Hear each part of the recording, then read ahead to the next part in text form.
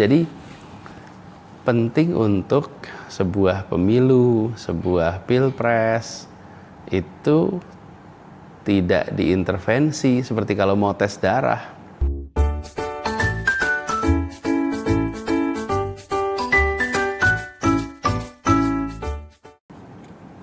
Jadi teman-teman semua, saya ingin sampaikan terima kasih.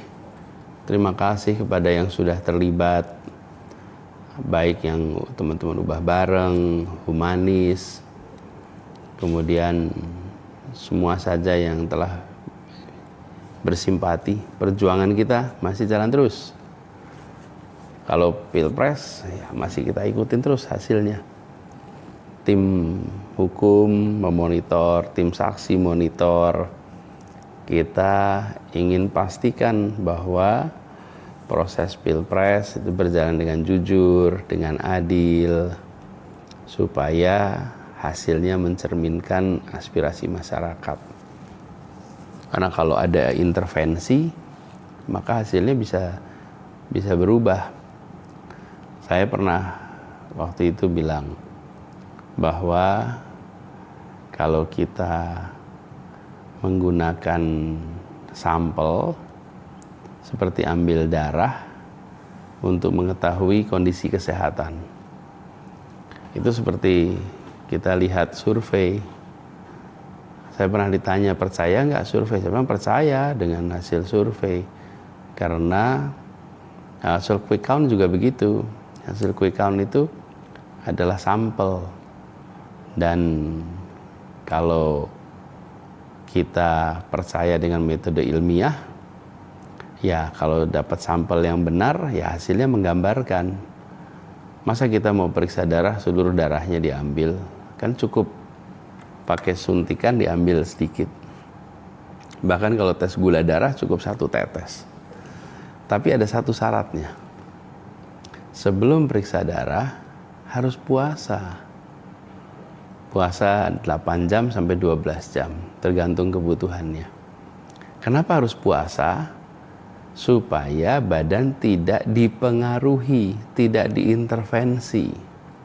Misalnya besok pagi saya mau periksa darah, terus malam ini saya minum teh manis, saya minum kopior manis, saya minum es teler manis. Ya besok pagi ketika diperiksa, maka angka gulanya tinggi. Atau besok pagi saya mau periksa darah, malam ini saya makan sate dengan lemak-lemaknya yang enak itu. Besok ketika periksa, ya angka kolesterolnya bisa tinggi. Jadi penting untuk sebuah pemilu, sebuah pilpres itu tidak diintervensi seperti kalau mau tes darah. Bayangkan kalau minum gula, hasilnya apa? Hasilnya gula darahnya tinggi. Padahal sesungguhnya bukan orang itu gula darahnya tinggi, tapi karena dia tidak puasa. Dia membiarkan badannya dipengaruhi malam itu dengan minum yang manis, ya otomatis hasilnya jadi gulanya tinggi. Nah, pemilu juga sama. Ketika ada pemilu, ada pilpres, maka minggu tenang itu ya minggu tidak usah dikasih intervensi. Tapi kalau minggu tenang, ada intervensi, ada bantuan-bantuan, ada ancaman, ada tekanan, ya hasilnya bisa berbeda dengan kondisi yang seharusnya atau yang sebenarnya. Jadi itu ya jawaban saya tentang soal sampel itu. Sampel itu akurat bila tidak ada intervensi sebelumnya. Tapi kalau ada intervensi ya terpengaruh. Seperti periksa darah tadi, kalau malamnya minum air gula yang banyak, ya besoknya pas lagi tes periksa gulanya tinggi. Padahal kalau ditanya sehari-hari tidak tinggi gulanya, gula di darahnya. Itulah ilustrasinya. Jadi tadi ini ada tanya apa tanggapan Abah tentang pemilu. Nah itu yang saya sampaikan tadi. Sekarang semua data-data sedang dikumpulkan. Tapi perlu kita ingat sama-sama bahwa pemilu itu adalah kesempatan untuk kita mengetahui apa yang diinginkan oleh rakyat. Karena itu rakyat tidak boleh ditekan, rakyat tidak boleh ditawari imbalan, tapi harus diberikan ruangan yang bebas untuk mereka memilih. Kalau ruangan bebas itu ada, maka kita akan tahu aspirasi rakyat. Tapi kalau rakyat ditekan, rakyat diberi iming-iming imbalan, lalu diminta untuk memilih, maka hasil tidak mencerminkan keinginan rakyat, tapi hasil mencerminkan keinginan yang minta kepada rakyat dengan cara memberikan tekanan atau memberikan tawaran imbalan. Nah, nanti kita tunjukin ya, nanti kalau sudah selesai tim bekerja dari tim saksi, tim hukum. Dan kita ingin pemilu kita menjadi lebih baik tiap tahun, tiap pemilu. Jadi ketika nanti kita menyampaikan apa yang menjadi kekurangan, apa yang menjadi masalah, itu bukan untuk bolak-balik angka suara, tapi itu untuk membuat sistem pemilu kita lebih baik dari pemilu ke pemilu. Bisa ada koreksi-koreksi supaya potensi tekanan, imbalan itu bisa dikendalikan dan juga tidak ada manipulasi dan lain-lain. Jadi buat teman-teman semua, saya ulangin ya. Jadi PR kita harus bikin pendidikan politik buat publik yang luas. Kita ingin agar masyarakat kita, khususnya anak-anak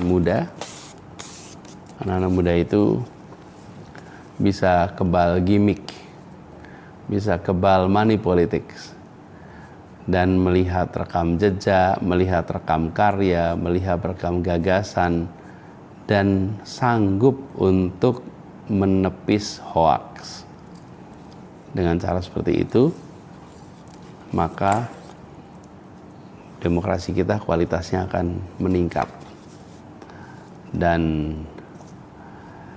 saya juga senang dengan kegiatan teman-teman baik di Ubah Bareng maupun Humanis yang semuanya membuat kampanye kita, pemilu kita menjadi menyenangkan.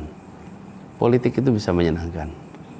Politik itu bisa riang gembira. Politik itu bisa menjadi tempat bertukar gagasan, beradu gagasan, sehingga menghasilkan sintesa yang baik. Tadi teman-teman Humanis yang datang, mereka pulang, saya titipin buku ini. Ini buku ini baru, ini buku diterbitkan oleh Kompas. Ini berisi kumpulan tulisan yang pernah saya tulis di koran Kompas. Oleh koran Kompas dikumpulkan, dijadikan sebuah buku.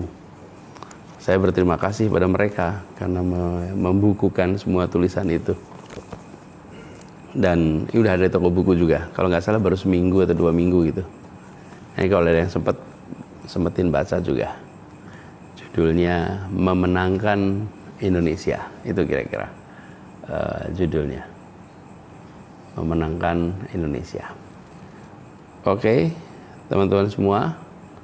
Terima kasih udah join malam hari ini. Terima kasih udah ikut sama-sama menghabiskan malam minggunya bareng. Jaga kesehatan, jaga stamina, terus semangat. Dan yang hari-hari ini mungkin sedang mengalami masalah, ingatlah bahwa bersamaan dengan masalah itu ada kemudahan. Bersama dengan kesulitan, di situ ada kemudahan. Hanya saja sering tersembunyi.